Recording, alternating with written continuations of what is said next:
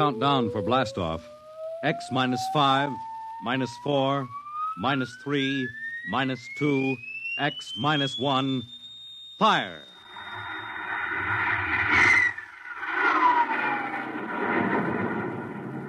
From the far horizons of the unknown come transcribed tales of new dimensions in time and space. These are stories of the future, adventures in which you'll live in 1,000,000 could-be years on 1,000 would-be worlds. The National Broadcasting Company presents X minus 1.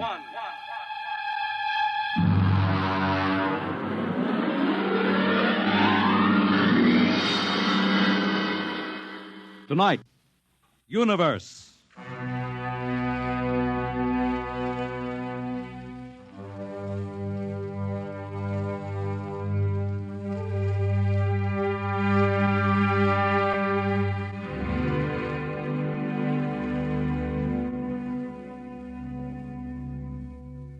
We are just beginning to discover how boundless our universe really is.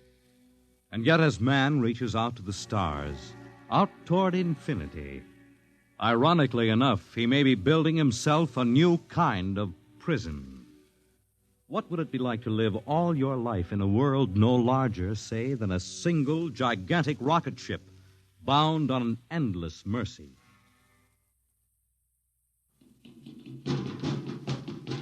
Hugh, look out! You all right? Yes, just missed me. What was it? A mutant with a slingshot, I think. Must have dashed down that passageway. Want to go after it? Oh, we'd never catch it, Alan. It's probably 12 decks above us by now. I didn't think they ever came down this far. Trolls usually get them before they reach this level. Well, they get more daring with each generation. This one looked like a female. Male or female, it might have killed us. I told you this trip was pure foolishness, climbing 24 deck levels to hear a crazy old man rave. All right, Alan, we're almost there now. Let me see, compartment X, 15, level 24. This is the place. This area smelled as if it hadn't been visited by a sanitation crew for generations. This part of the ship is almost deserted. Yes? Is this the compartment of John the Witness? Who are you? My name is Hugh Hoyland, cadet from Scientist Barracks. This is my friend Alan Mahoney. What do you want of John the Witness? Well, only to talk. Are you a believer in Jordan? Naturally. I have heard that there are those among the younger scientists who doubt the word of Jordan. To doubt is death. We're not heretics. Ah, enter.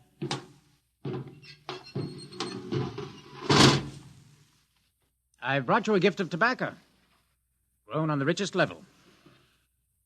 Oh, it smells good. I assure you it's of the best. Wait here. I'll get him. What a rat's nest. Shh. Well, what the devil do you think he can tell you? Alan, I'm not sure.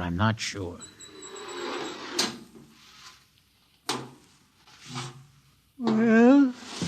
Are you John the Witness? I am. Good evening to you. I'm Hugh Hoyland. This is my friend Alan Mahoney. What brings a gentleman of the scientist class to my humble compartment? I've heard that you and your parents before you have been keepers of the legend of the ship. Since Jordan gave the word. I'm anxious to hear the word as Jordan spoke it. Why?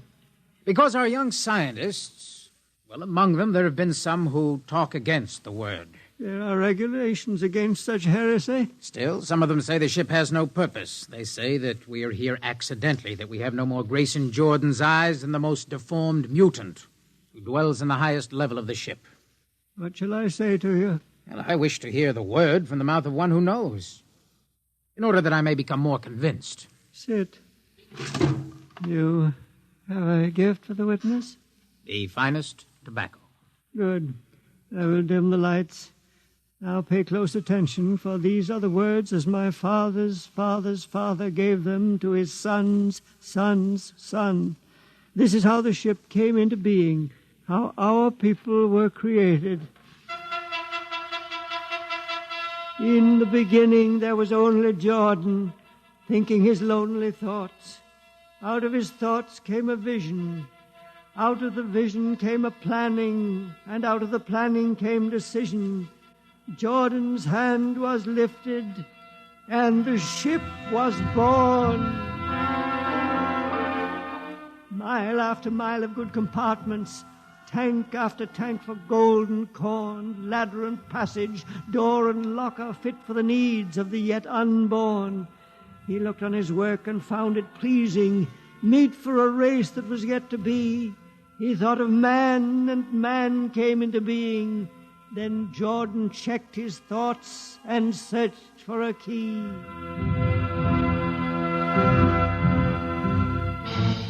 Man untamed would shame his maker. Man unruled would spoil the plan. So Jordan made the regulations, and order came to the works of man. A crew he created to work at their stations, scientists to guide the plan. Over them all he created captain, made him judge of the race of man. Thus it was in the golden age. These are the true words? As my father's father taught them. But what of the strange beast-like people on the upper levels of the ship? Surely Jordan did not create them. Jordan is perfect. All below him lack perfection. You have heard of the legend of Huff? I have heard that he mutinied against Jordan. Darkness swallowed the ways of virtue. Sin prevailed upon the ship. And before wisdom prevailed and the bodies of Huff and his followers were fed into the converter, some of the rebels escaped and lived to father the mutants. They are tainted with the sins of their fathers. Witness, one more question. Speak. What is the ship? The ship is a great sphere, 25 kilometers wide and 100 levels deep. I know that, but the upper levels. The regulations forbid us to venture into the upper levels, but it is said that beyond the levels of the mutants lies the forbidden place where Jordan's spirit prevails. So I've heard, yet something troubles me. Something which prompted my coming here. Yes, my son. What lies beyond the ship? What? What lies beyond the ship? This is heresy. Answer me. I will not permit such talk. The ship is complete. The ship is universal. The ship is everywhere. The ship is endless. Your mutterings are those of a frightened old man. They answer nothing. You question the word? I think you lie. Hear me, Mr. Hoyland. For what you have already said, I can have your body fed into the converter, your soul launched on the endless trip. You threaten me. Hugh, for Jordan's sake. Do you think I fear this dried fig of a man? Hugh! Sir, my friend is impetuous. He does not understand. I might be persuaded to forget a substantial gift. Why, you pig. Hugh! Alan, come on. The sight of this so-called holy man offends me. No, you shall not leave. Don't try to frighten me with that gun, old man. Remain where you are, heretic. I warn you, put down that gun. No, closer. Drop it. No, very well, then. Death to the heretic. Alan, get him. Alan, he's not breathing. Is he dead? I don't know. Come on, Hugh, we've got to get out of here. Right. Nowhere. We can't go back. They'd feed us into the converter before we could even... What's that? An alarm. That old woman must have turned it in. Come on, Alan, the patrol will be here in no time. Where can we go? Yes, where? The upper levels. No, the mutants. We'll have to take our chances. Come on, Alan, let's go. Listen, that's the patrol. Come on, we've got to climb. There's a hatchway down the corridor. All right, quickly. Halt, or we fire! Alan, up the ladder! Up! Come on, Alan, come on!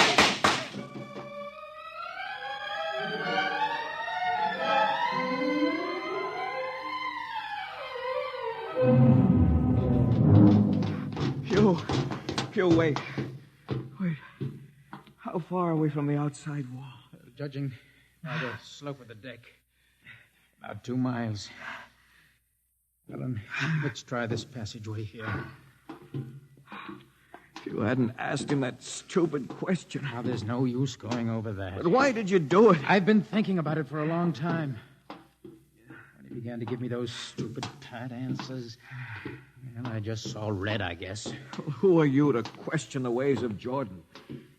When you asked me to go with you to visit the witness, I I thought you wanted spiritual help. I never I'm dreamed. sorry, Alan. I'm sorry. I couldn't foresee this.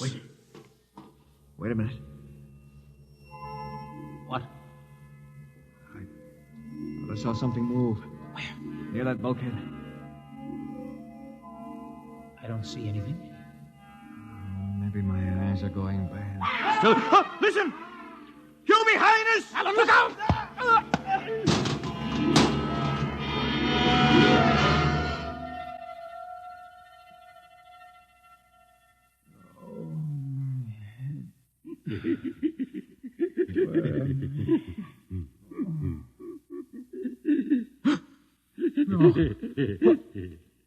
What are you?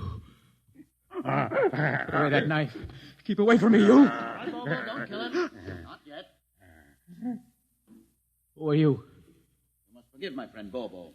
Like so many of my people, he's rather impetuous. We're members of the so-called super race, I think. Who are you? What place is this? As you can guess, from my leg, I'm a mutant. Mutant. Where is Alan? Your friend is dead. Dead. I was not able to restrain my people in time to save him. Why don't you destroy me and get it over with? We do not kill for pleasure, Mr. Hoyland. Only when necessary. You know my name? I read your identification tag. Who are you? Mutants can't read. My name is Gregory. Gregory. I'm a leader of my people. You see, although we are unfortunate in our heredity, Mr. Hoyland, many of us are quite intelligent. And why do you live like animals? We'd rather live like free animals than like regimented slaves, as you do. I've heard you practice cannibalism. Undoubtedly, you hear many things about us. You turn your head. Why? That monster. I've never seen a creature like him. Bobo is an unfortunate. He was born without the power of speech. How can you tolerate such a monstrosity? We've learned to live with difference. If we began to destroy our imperfects as you do on the lower levels, there would soon be no one left. It violates the regulations. The word of Jordan You know, states Mr. specifically Hoyland, that... your people are really quite primitive and barbaric. You dare say that to me? I dare say a good deal more. Let us go to my compartment and speak further. I'm always interested in information of the lower levels. I'll give you no information. Bobo. No. I want Mr. Hoyland in my cabin, please. No! I would advise you to go quietly, Mr. Hoyland. Bobo has a hatred of superior beings, which is unfortunate, but quite understandable. Proceed.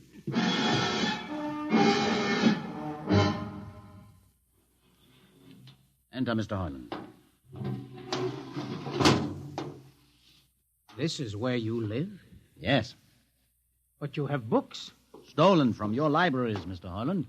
Compton's Astrophysics, Philosophy of Interstellar Navigation, Celestial Mechanics. You've read these? Most of them. I had no idea that you... Why did you bring me here? What do you intend to do? Do you believe in Jordan, Mr. Hoyland? There is no other belief. And the trip? I suppose you believe in the trip, too. What else is there to believe? When you die, your remains are fed to the converter, and your soul makes the trip. And where does the trip take you? Why, to Centaurus, of course. Ah. And where or what is Centaurus? Centaurus is... Mind you, I'm just telling you the orthodox answer. Centaurus is where you arrive when you've made the trip. A place where everybody is happy and where there's always good eating. And you believe this? Well, the peasants believe it literally, but many of the younger scientists, like myself, know it is figurative and symbolic. Why do you ask? Did it ever occur to you, Mr. Hoyland, that the trip is exactly what your peasants believe it is? What? And that the ship and all the crew were actually going somewhere, moving? The ship can't go anywhere. It already is everywhere. Imagine a place bigger than the ship, much Bigger? with the ship inside it, moving inside it. There can't be any place bigger than the ship. There just wouldn't be any place for it to be. Oh, for half's sake, listen. You know the lowest level? Of course. If you started digging a hole in the lowest level, where would that hole go? It's forbidden to think such thoughts. Where would it go? I can't think about it. Bobo, we're going to take Mr. Hoyland to the place. No. Where are we going? To the top level. But that's certain death. Nonsense. I've been there 1,000 times. Come along. No, I won't. I won't. You can't make me. I think we can. No, please. Now, shall we proceed peacefully, or shall I have Bobo persuade you?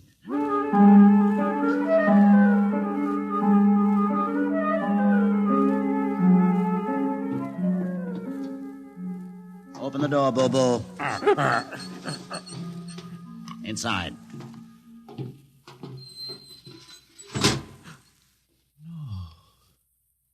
What place is this? This, Mr. Hoyland, is the main control room. Now, Mr. Hoyland, you're trembling. It isn't true. No. No, there's no such place except in mythology. Ah, you younger men are so wise, Mr. Hoyland, except for one thing. This happens to be the main control room of the ship. Main control? But it's just a huge room with an instrument panel. And what did you expect? How do you know this is the main control room? See these instruments? Using them, the navigator many hundreds of years ago actually steered the ship on its voyage. I don't understand. I didn't suppose you would. Sit down. Very well. Look up. What do you see? A huge shield. Watch it for one moment, Mr. Hoyland. You're going to see something that few of us have ever been privileged to witness. What are you doing? I'm dimming the lights. Don't be frightened. Keep your eyes focused on the shield above us. Ready? Watch. It's sliding back. Ghost of Jordan. Well? What am I seeing? The universe, Mr. Hoyland. The universe in all its beauty. The stars, the planets, the suns and moons and constellations. No, it can't be. The ship is the universe. There is nothing but the ship. Ah, but there it is. You see it before your eyes, spread out like a canopy of glory. Do you still deny it? Answer me, Mr. Hoyland. Do you deny it? No, I can't deny it. They've lied. They lied to all of us. Good. I have showed this to others of your people whom we captured, and though they saw it before their very eyes, they would not believe it. Please tell me all about it. Tell me the truth about the ship and about the universe. What are these things? How did this come about? Many thousands of years ago, on a planet like those you have just seen, a planet called Earth, a scientist named Jordan decided to build a ship that would carry men from one planet to another. For many years, Jordan and thousands of others studied and planned. And when they were finished, they built the ship. A ship so large that it had to be assembled in its own orbit beyond a place called the Moon. 60 years it took them to construct. And when it was finished, a whole new science had been conceived. Then the trip was begun. The trip that was to land a colony of Earthmen on a far-off planet called Centaurus, millions of light years beyond the furthest planet ever reached before. How do you know these things? Among my books are the log, which Jordan himself kept, and the records of the journey for the first 40 years. What happened? There was a mutiny. A man named Huth led a rebellion of those who wanted to turn back. In the struggle, the navigators were killed. The crew fell into a state of anarchy. In the years to follow, small groups of men tried to organize the ship for navigation, and each time they failed. Finally, the whole idea was abandoned. And so, for centuries, we have swung in space, unmanned, undirected, living in a lost world of our own making, without purpose, without direction. Why have you told me this? Can't you guess? You want to finish the trip. Yes, but I can't. You can't? Look at me, Mr. Hoyland. You see, a mutant, a man with a twisted leg. My people are outcasts, condemned to death if we so much as set foot in the lower levels of the ship. The main drive is in the lower levels where my people are forbidden to go. No.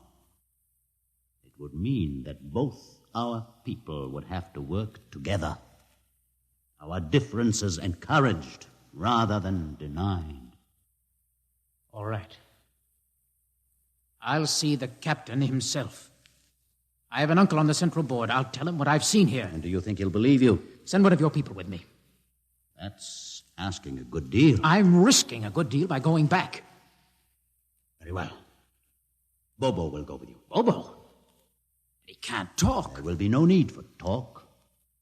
I will write a message guaranteeing safe conduct for a group of unarmed scientists to visit the main control room. Bobo will take you safely through our territory. What happens when you reach your own level is up to you.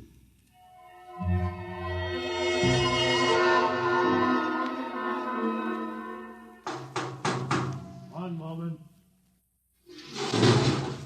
Yes, what? You? Quick, Uncle, let us in. Hey, but this mutant... He's harmless. Please, Uncle, please. Now, what is this? You're wanted for... I know all about that. Uncle, listen. I must see the captain. The captain? Are you mad? Uncle, you're a council member. You can get me to see He'll him. kill you. You're wanted for heresy. I don't care. I must speak with the captain. Now, Uncle, you're close to him. You can arrange it. I don't understand. Listen to me.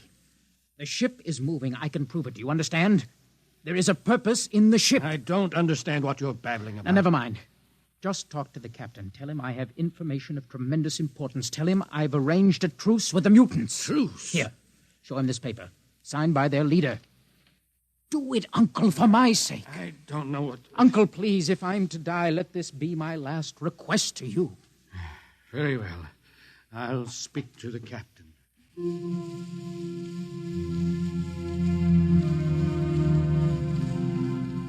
And you say, Mr. Hoyland, that you saw this with your own eyes? I swear it, Captain. I swear it on the word of Jordan. Let me see the paper again. Commander Erst, what do you think?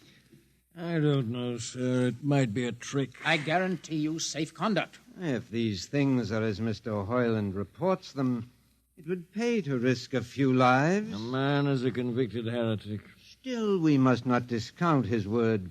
He has a safe conduct, and the mutant risked its life coming with him. I think we might investigate. Captain, you mean you will do it?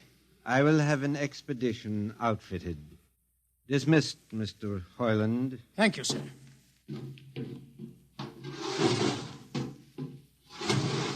Captain, do Commander you... Erst, Sir. you will make the necessary arrangements for an expedition. And I trust you understand. Perfectly, sir. Perfectly.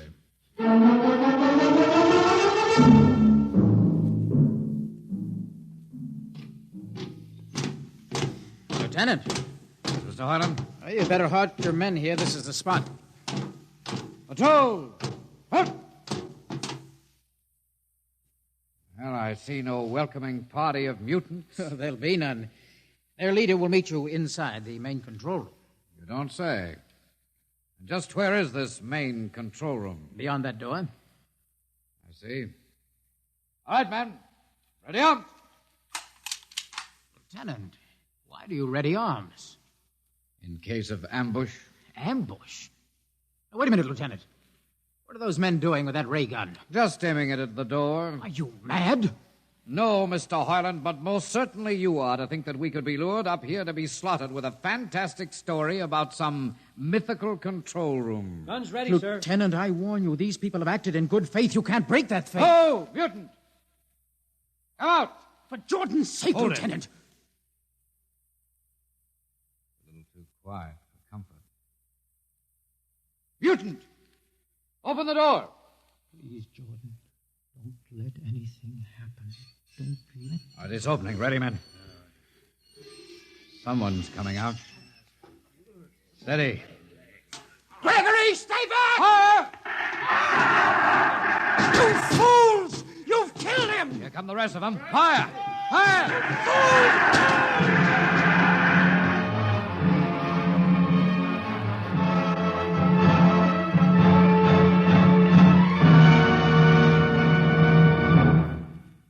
That should teach them a lesson they won't forget. All right, men, inside the room. Come along, Hoyland. You're under arrest as a conspirator in this ambush. Ambush, you fool. You blind, stupid fool. All right, that'll be enough.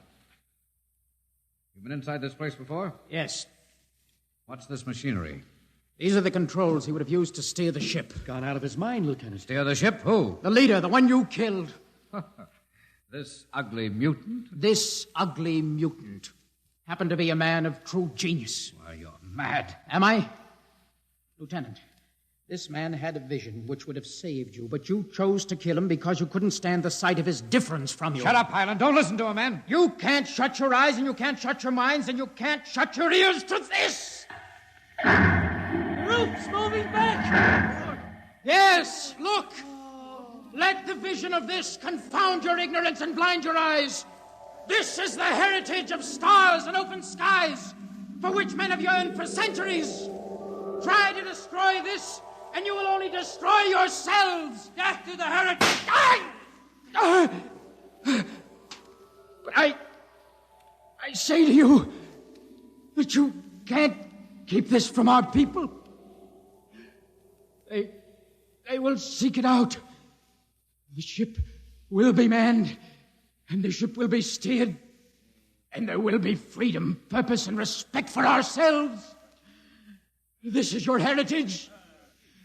Look upon the universe. Kill him.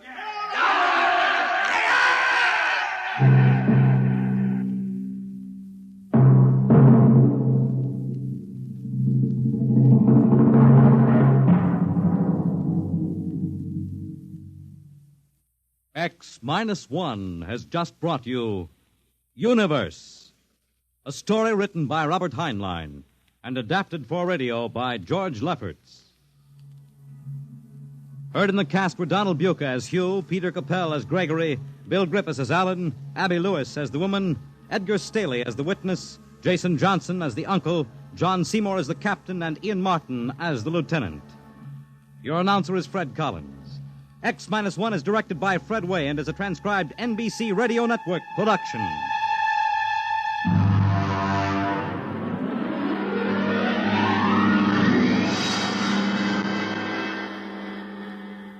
And now, next week we have a strange story to tell. A sweet, blood-curdling little story that is really only 2 sentences long. The last man on Earth sat alone in a room, and then there was a knock on the door. What knocked on that door? You'll find out next week on X minus 1.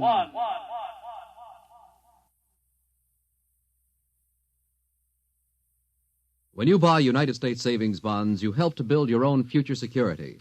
Here's an opportunity to save systematically for long-range personal objectives. So invest in United States savings bonds.